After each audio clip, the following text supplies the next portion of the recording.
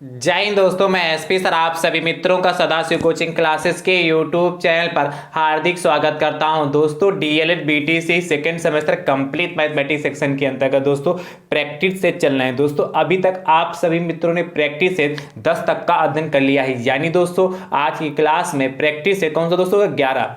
ध्यान से देखिए भैया, प्रैक्टिस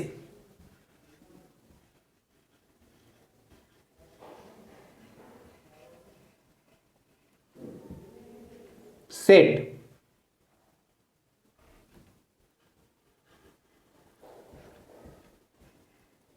11th। दोस्तों अभी तक आप सभी मित्रों को जितने भी प्रैक्टिस मैंने आपको प्रोवाइड कराए हैं, यदि आप देखना चाहते हैं तो उसके लिए मैंने प्लेलिस्ट बनाई जिसका नाम है DElEd second semester maths practice set and previous year paper 2023। जैसे दोस्तों आप उस पर क्लिक करेंगे आपको सभी प्रैक्टिस देखने के लिए मिल जाएंगे।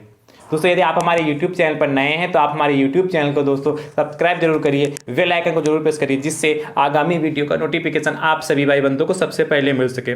दोस्तों नोटिफिकेशन प्राप्त करने का एक दूसरा भी तरीका है, आप हमारे टेलीग्राम चैनल से जुड़ जाइए, जिसका लिंक मैं आपको डिस्क्रिप्शन बॉक्स में दे दूंगा, वहां से भी आप आसानी से नोटिफिकेशन प्राप्त कर पाएंगे। चलिए दोस्तों क्लास को दोस्तों स्टार्ट करते हैं। ध्यान से देखिएगा आज की क्लास का दोस्तों प्रश्न पहला। चलिए दोस्तों ध्यान से देखिए, पहला प्रश्न क्या कह रहा है। दो त्रिभुज आपस में सर्वांग सम है। दो त्रिभुज आपस में सर्वांग सम है। सर्वांग सम है। आगे भैया आपसे कह रहा है यदि एक त्रिभुज के दो कोणों के मान, यदि एक त्रिभुज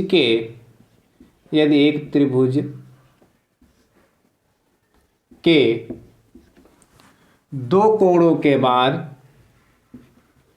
दो कोणों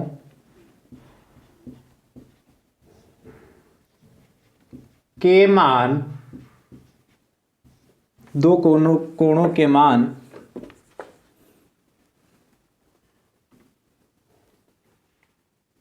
39 डिग्री तथा 56 डिग्री हैं,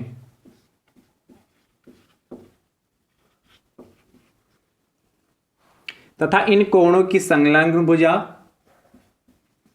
तथा इन कोणों की संलग्न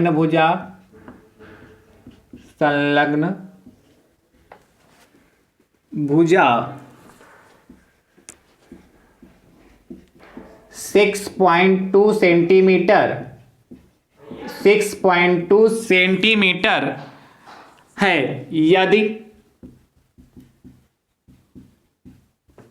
यदि दूसरे त्रिभुज के दो कोणों के मान, यदि दूसरे त्रिभुज के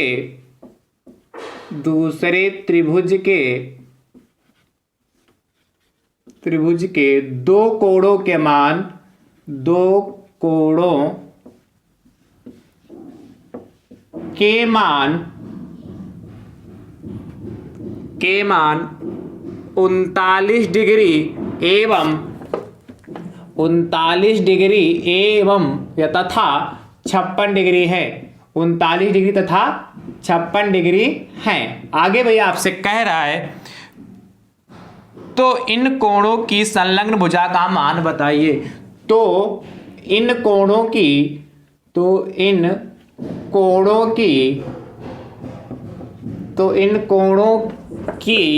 संलग्न भुजा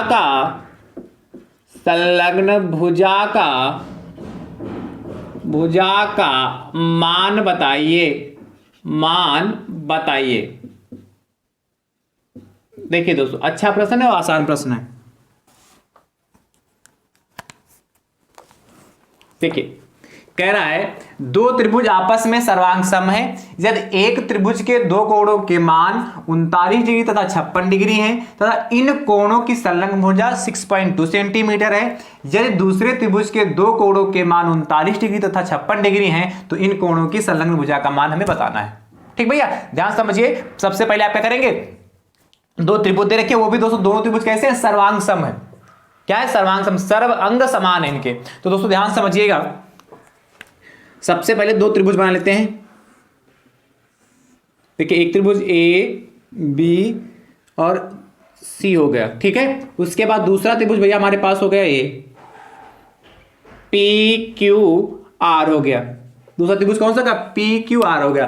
तो कह रहा है यदि दो त्रिभुज आपस में सर्वांग सम, यदि एक त्रिभुज के दो कोणों के मान, तो मान लेते दोस्तों कोण बी हमारा 39 डिग्री है और कोण सी हमारा दोस्तों कितना हो गया, 56 डिग्री होगा। इन दो कोणों के मान दोस्तों दे रखा है और कह रहा है इन कोणों की संलग्न भुजा, यानी कि जिन इन दोनों कोणों से जो भुजा जा रही है, इन दोनों कोणों को मिलाने वाली जो भुजा दोस्तों है उसका मान कितना, 6.2 सेंटीमीटर है। तो ये 6.2 सेंटीमीटर हो गया। ठीक भैया, यदि दूसरे त्रिभुज के दो कोणों के मान 39 तथा 56 डिग्री और कह रहा है पहले से सर्वांग सम है, सर्वांग सम है यानी सर्वांग सम ये दो त्रिभुज होते हैं तो उनके संगत कोण आपस में बराबर होते हैं और उनकी संगत भुजाएं आपस में बराबर होती है। यानी दोस्तों यदि ये 39 डिग्री है और आपको दे भी रखा है तो दोस्तों कोण क्यू भी हमारा कैसा है, 39 डिग्री होगा।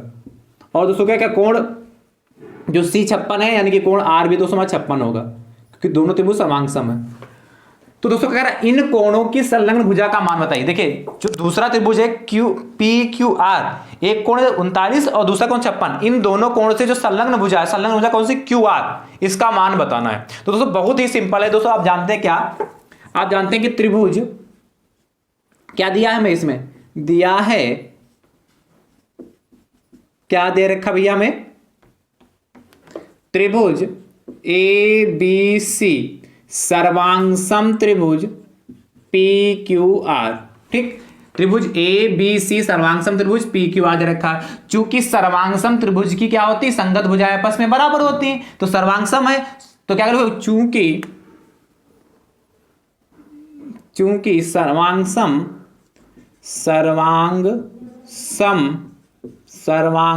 त्रिभुज की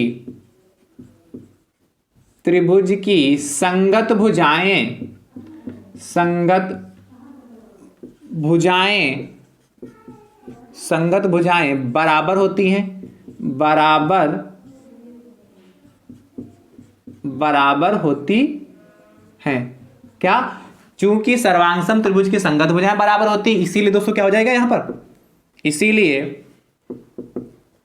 क्या BC बराबर किसके हो जाएगा, QR के हो जाएगा। BC किसके हो जाएगा, QR के हो जाएगा। तो दोस्तों का BC कितना हमारा 6.2 है तो BC की जगह 6.2 इक्वल टू QR हो जाएगा।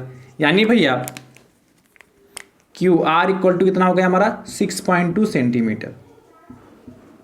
और दोस्तों यही आपसे पूछा था, QR कितना 6.2 सेंटीमीटर हो गया। तो कह रहा था इन कोणों की संलग्न भुजा का मान यानी कि अतः QR बराबर कितना। तो दोस्तों बहुत आसान है, बस समझना है। जो प्रॉपर्टी मैंने बताई उन प्रॉपर्टी को अच्छे से ध्यान रखना। चलिए फटाफट नोट कर लीजिए, फिर अगले प्रश्न की चर्चा करते हैं। है आसान कि नहीं आसान, बड़े देखने में क्वेश्चन थोड़ा भारी भरकम लग रहा हो पर है दोस्तों बहुत ही आसान। देखिए प्रश्न संख्या सेकंड, दो त्रिभुज आपस में सर्वांग सम यदि एक त्रिभुज के दो कोणों के मान 44 डिग्री तथा 58 डिग्री हैं तथा इन कोणों की संलग्न भुजा क्रमशः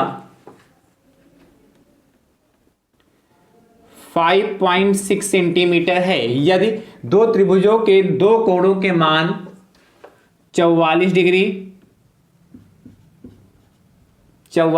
तथा 58 डिग्री हैं तो इन कोणों की संलग्न भुजा का मान बताइए। जैसे किया वैसे करिएगा। इसका उत्तर दोस्तों कमेंट बॉक्स में जरूर दीजिएगा। है तो आसान कि नहीं, कर लेंगे ना। चलिए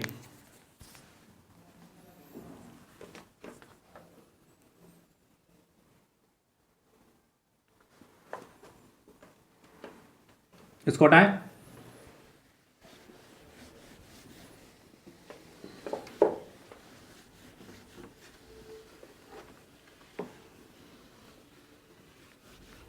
अब देखते हैं दोस्तों प्रश्न संख्या 3। क्वेश्चन नंबर दोस्तों थर्ड क्या कह रहा है,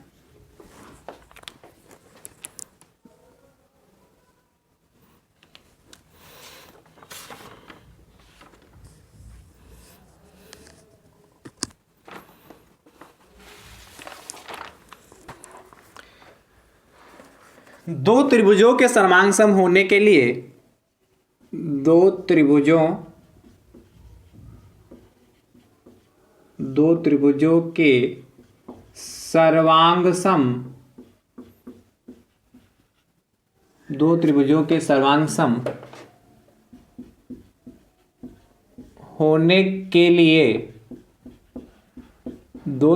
के सर्वांग सम होने के लिए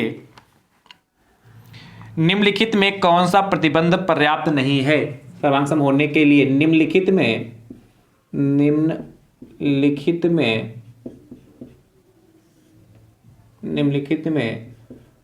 कौन सा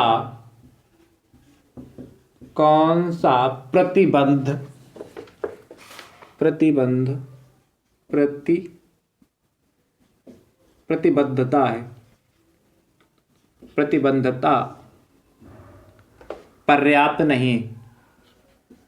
पर्याप्त नहीं है।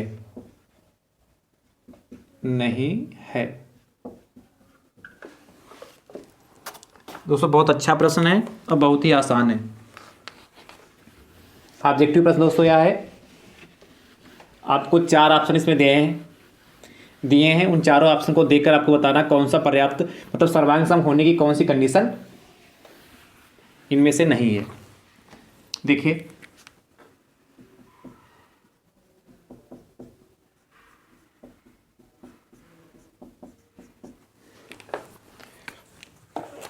पहली कंडीशन दे रखा है आपको SSS, दूसरी भैया SAS, तीसरी है SSA, चौथी है ASA। ये 4 कंडीशन दोस्तों आपको दे रखा है।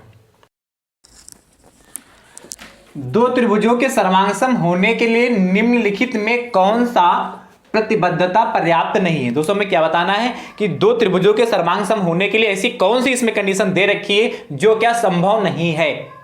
तो दोस्तों आप जानते हैं त्रिभुजों के सर्वांग होने के लिए 4 कंडीशन होती हैं। दोस्तों कौन कौन सी होती है। पहली दोस्तों जो कंडीशन होती है ट्रिपल SSS, सर्वांग समता, भुजा भुजा भुजा सर्वांग समता, भू भू भू सर्वांग समता।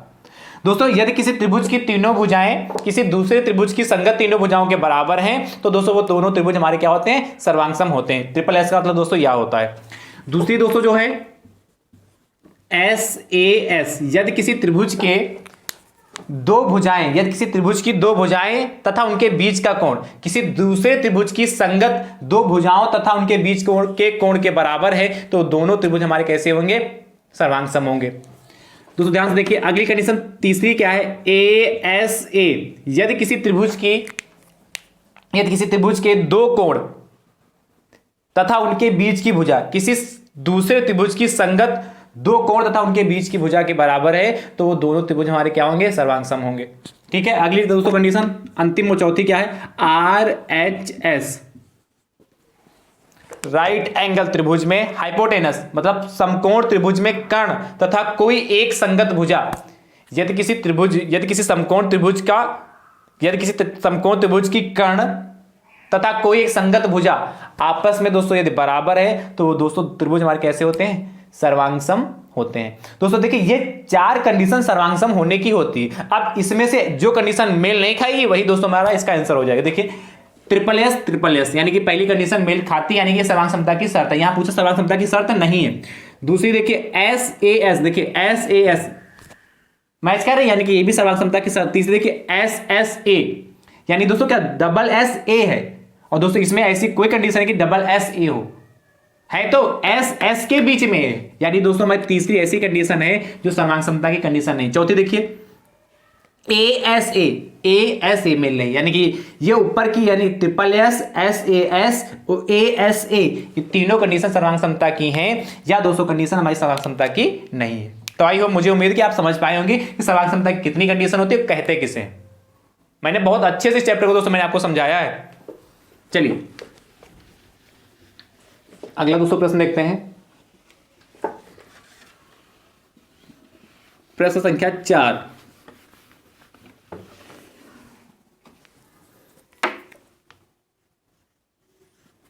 चार नंबर दोस्तों प्रश्न आपसे कह रहा है, देखिए बहुत ही आसान प्रश्न दोस्तों ये भी है। दो संख्याओं का योग 24 है। दो संख्याओं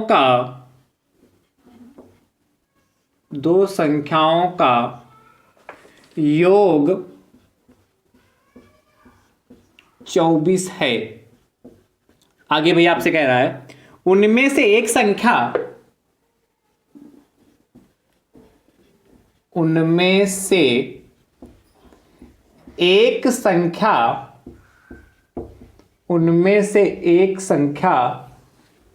दूसरी संख्या की दोगुनी है। उनमें से एक संख्या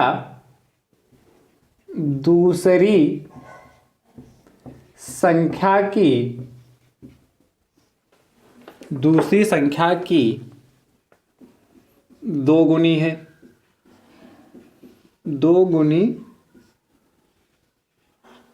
है। तो संख्याएं बताइए।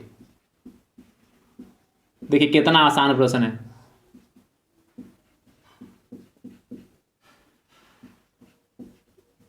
कैसे करेंगे?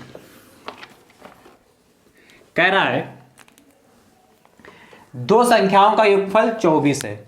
दो संख्याएं दे रखी है जिनका योग दोस्तों आपको कितना 24 दे रखा है। उनमें से एक संख्या दूसरी संख्या की दोगुनी है। एक संख्या जो है दूसरी संख्या की दोगुनी है। तो दोस्तों मान लेते हैं माना दूसरी संख्या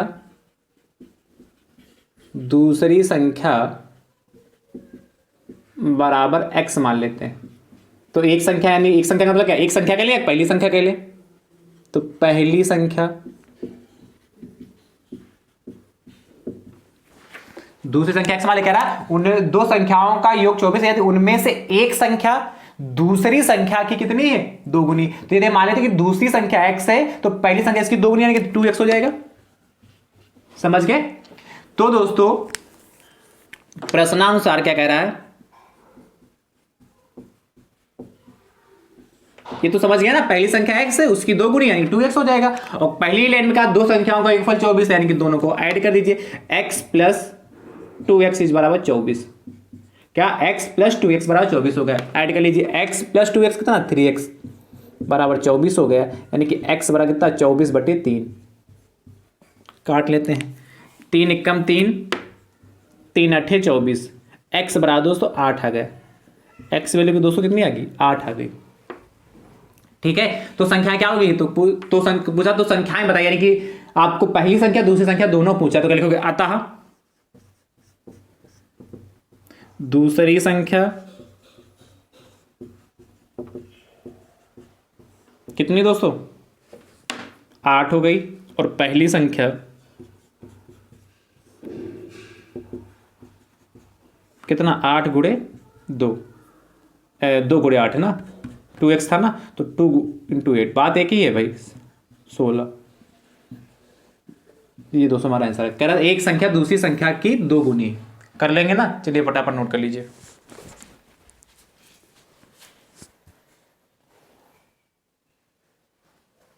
चलिए अगला 5 नंबर। कह रहा दो संख्याओं का योग 36 है। इनमें से एक संख्या दूसरी संख्या की 3 गुनी है। 2 की जगह इस बार कितना कर दिया, 3 गुनी है। तो संख्याएं बताइए। जैसे इसको किया वैसे करिएगा। इसका भी उत्तर दोस्तों कमेंट बॉक्स में जरूर दीजिएगा। ठीक है, अगला दोस्तों वीडियो को ज्यादा से ज्यादा संख्या में शेयर जरूर करते रहें। प्रश्न संख्या दोस्तों 6 नंबर दोस्तों आपसे प्रश्न कह रहा है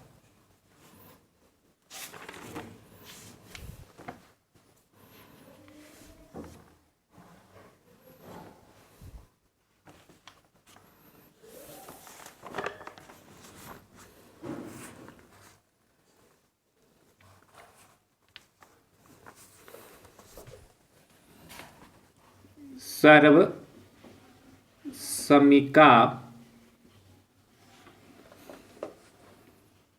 का प्रयोग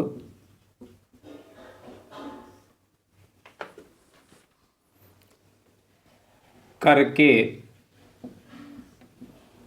10.2 गुणे 9.8 का मान ज्ञात कीजिए। का मान ज्ञात कीजिए।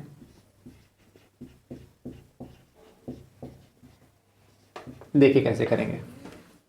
करें सर्वसमिका का उपयोग कर 10.2 गुणे 10.2 गुणे 9.8 का मान ज्ञात करना है।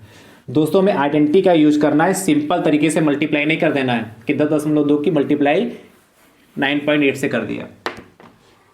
ठीक है, हमें सिंपल तरीके से नहीं, आइडेंटिटी का यूज करना है। तो कैसे करेंगे ध्यान से देखिएगा। 10.2 गुणे 9.8 हो गया।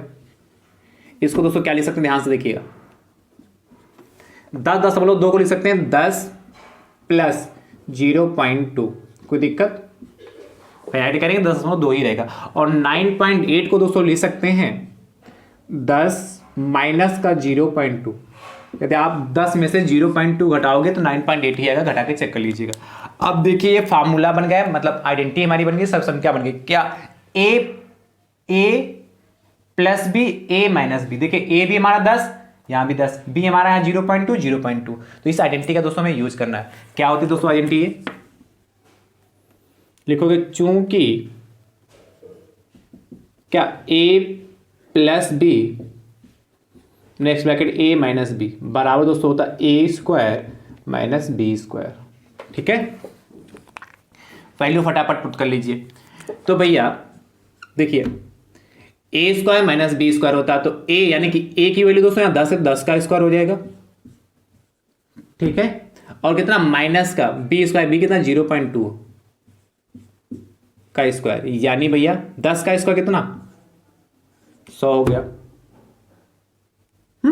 और इसका 0.04, ये समझ पाए? 0.2 इंटू 0.2 करेंगे तो 2 2 जा 4 होता है। एक अंक बाद यहां पॉइंट, एक अंक बाद यहां पॉइंट, तो 2 अंक होंगे, यानी कितना 0.04 हो गया। ठीक है, आप क्या करेंगे 100 में से उसको घटा लीजिए। तो कैसे घटाते हैं दोस्तों? देखिए घटाने का तरीका ये होता है, 100 लिख लिया। अब देखिए यहां पॉइंट है और आपको इसमें पॉइंट कहीं नजर नहीं आ रहा, तो जो लास्ट वाला अंक है उसके बाद पॉइंट लगा के आप जितने जीरो चाहें उतने जीरो आप बढ़ा सकते हैं। ठीक है, फिर पॉइंट के नीचे पॉइंट लगाते हैं 0.4। चाहे घटाना हो चाहे जोड़ना हो, पॉइंट के नीचे पॉइंट ही लगाएंगे। घटा लीजिए, यहाँ से हासिल ले जाएंगे। यहाँ कितना 10 में से 4 गया 6, यहाँ 9 में से 0 गया 9, यहाँ कितना चल गया 9, यहाँ कितना 9, 99.96, 99.96। ये दोस्तों हमारा किसकी मल्टीप्लाई आएगी? 10.2 इंटू 9.8 की। तो ये दोस्तों हमारा फाइनल आंसर आ चुका। तो इस तरीके से दोस्तों आइडेंटिटी का यूज करके हम मान निकालते हैं। कर लेंगे ना भैया? चलिए अगला देखिए, प्रश्न संख्या 7 कह रहा है सर्वसमिका का प्रयोग करके 10.3 इंटू 9.7, 10.3 इंटू 9.7 का मान ज्ञात कीजिए। जैसे इसका हल किया, जैसे मैंने इसको सॉल्व कराया, वैसे ही आप सॉल्व करिएगा और इसका उत्तर दोस्तों कमेंट बॉक्स में जरूर दीजिएगा। ठीक है, प्रश्नों के उत्तर दोस्तों जरूर दिया करें आप लोग। नोट करिए फटाफट, फिर अगले प्रश्न की ओर चलते हैं।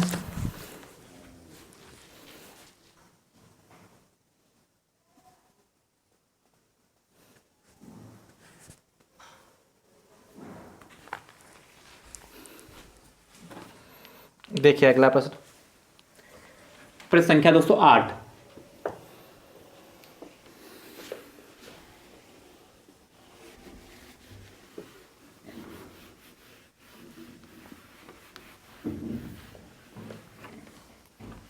आठ नंबर दोस्तों क्वेश्चन कह रहा है, अच्छा प्रश्न है। दिए गए चित्र में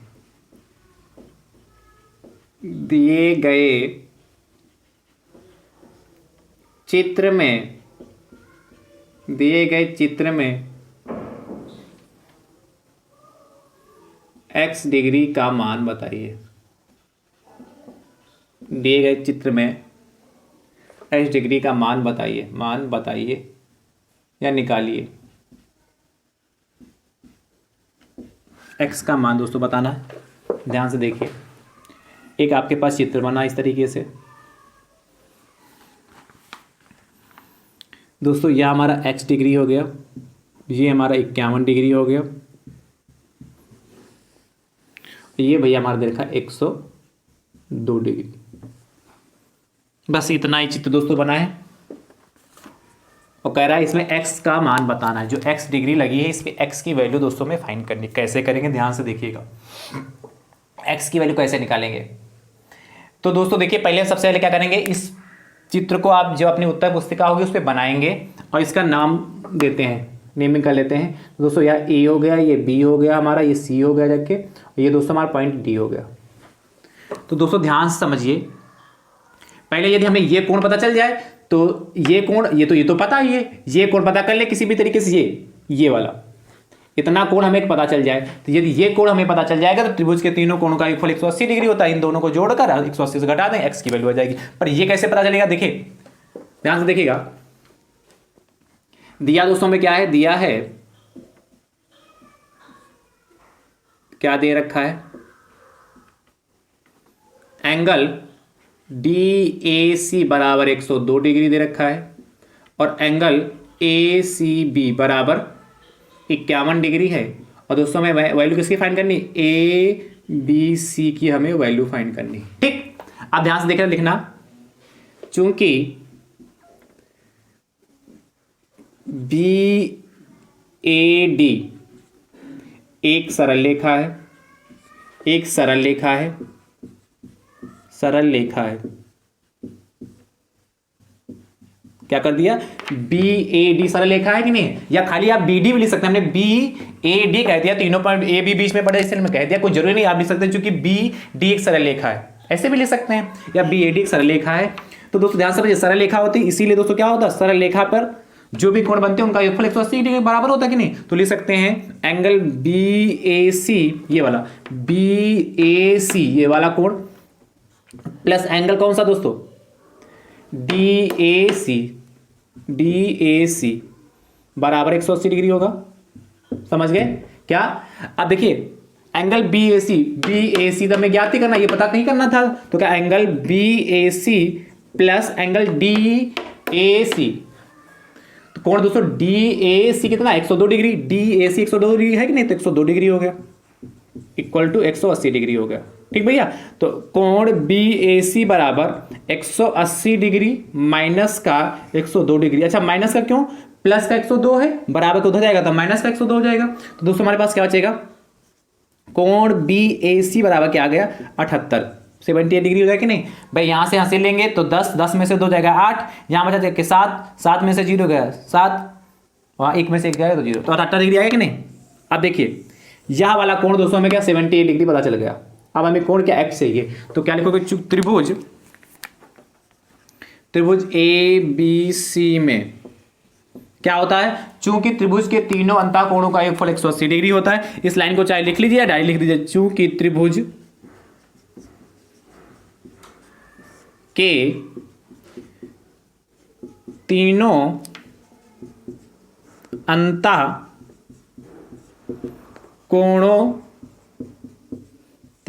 कोणों का योगफल 180 डिग्री होता है, 180 डिग्री होता है। इस लाइन को लिख लें, बहुत बढ़िया बात है, नहीं लिखते हैं तो डायरेक्ट लिख दीजिएगा तभी काम चलेगा। क्या, इसीलिए क्या हो जाएगा, एंगल कौन सा, कोण ABC प्लस कोण BCA प्लस कोण CAB बराबर 180 डिग्री। ये समझ पाए जो हमने लिखा, क्या त्रिभुज के तीनों अंतः कोणों का योगफल 180 डिग्री होता है, यानी कि कोण A और B और C तीनों को जोड़े 180 के बराबर होगा, इसलिए लिखा ABC, कोण ABC, तो कोण ABC हो गया, प्लस कोण BCA प्लस कोण BCA होगा, प्लस कोण कौन सा कौन सा CAB होगा। सबकी वैल्यू पुट कर देते हैं। तो एंगल ABC की वैल्यू चाहिए, क्योंकि x है तो यहां कितना होगा x, प्लस कोण BCA कितना है हमारा, BCA आपने BCA, तो BCA कहे या ACB कहे, बात तो एक ही, यानी कि 51 डिग्री है। देखिए 51 ही तो है, 51 डिग्री हो गया, प्लस CAB आपने निकाला कितना 78 डिग्री हो गया। CAB कह लें या BAC कह लें, बात एक ही है, बराबर 180 डिग्री। इन दोनों को जोड़कर इसमें से घटा दीजिए तो x प्लस जोड़िए 1 और 8 9 हो गया, और 5 और 7 12 हो गया। 129 डिग्री बराबर कितना 180 डिग्री। ठीक है, 1 और 8 9 और 5 और 7 12, 7 5 12 होता है कि नहीं। अब इसके बाद मैं यहां पे लगा दे रहा हूं, इसके बाद आप क्या, इसके बाद वहां पे नोट करिएगा। तो भैया देखिए x वाला कितना हो जाएगा 180 डिग्री दोस्तों, ऐसे रहेगा। इसमें से क्या करेंगे, प्लस का इधर है तो उधर जाएगा, तो माइनस का 129 डिग्री हो जाएगा। घटा लीजिए, कितना बचेगा 51। चेक कर लेते, 51 ही बचेगा। देखिए यहां से हंसी लेंगे तो 10 में से 9 जाएगा 1, यहां कितना 7, 7 में से 2 गए 5, तो 51 डिग्री बचा जाके। दोस्तों क्या पूछा x का मान, तो क्या लिख दीजिए अतः, यही लगा दीजिए अतः